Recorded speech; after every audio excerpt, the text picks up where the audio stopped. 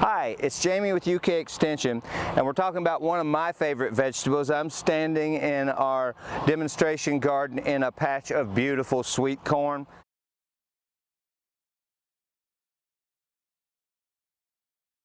Sweet corn is an easy crop to grow. It's not an easy crop to harvest and eat because there are so many things that want it more than you do. But sweet corn is fairly easy. It can go in the ground as early as late April when the soil first warms up. Some of the super sugary and sugary enhanced varieties we like are a little more difficult to germinate. Those would be better waiting until the soil has warmed. And planting depth is pretty critical. For most of the typical sweet corn varieties, you're going to go a couple inches deep at least. And for some of those shrunken gene or super sweet types, you want to be a little closer to the surface. Corn is not difficult. It needs full sun. It is a fairly heavy feeder. It's in the grass family. So that brings us to another unique thing about corn. Because it's a grass, it's wind pollinated. You see we have our corn planted in a block. Single rows of corn perform poorly or don't produce full ears generally because the pollen blows away from the corn. The silks will form at about waist height on the ears. That is the female portion that needs to receive the pollen, whereas the male tassel will be up top.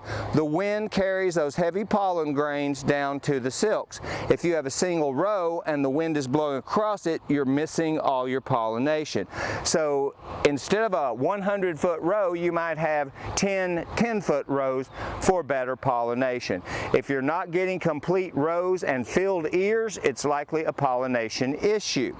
Be aware all corn types can cross-pollinate if they're in flower at the same time. So if you grow Indian corn or dent corn or field corn or any of those other varieties and they tassel and flower at the same time, your sweet corn may not be as sweet because the actual seed is what we eat.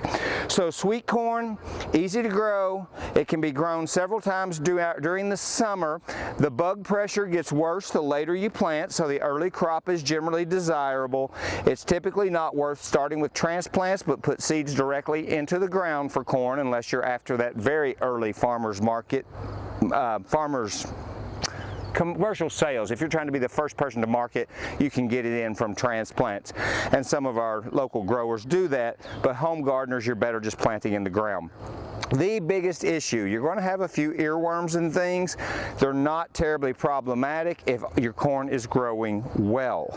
They can be taken care of. Our vegetable guide will tell you how to treat all of those potential pests of corn.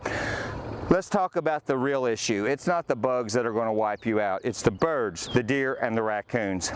If your corn is approaching maturity, when it starts silking and blooming, if you don't have this fenced and some way to keep those predators out, which usually means electrified wire for raccoons, you're going to lose most, if not all, of your corn. Sweet corn, for most animals, tastes delicious about 3 weeks before we are ready to eat it, maybe 2, so your patch will be wiped out. They'll pull over stalks, birds and things will come in and finish it up. So the only challenge to growing corn, if you live in an area with rabbits, raccoons, corn, and rabbits are a threat to the young plants, not so much the ears, but everything else will eat your corn. Be prepared to fence it or keep things off of it in some manner. You may think you don't have raccoons and other problems. They're in every urban backyard most every night. Sweet corn is a great crop. We all love to eat it. We know the delicious things it can be turned into or just fresh on the cob on the grill in the summer. Great crop. Plan to keep the predators out of it. Plan to plant it in a block. Those are the main things. Give it full sun, water during dry periods, and you'll have a fabulous crop of sweet corn in not that much time.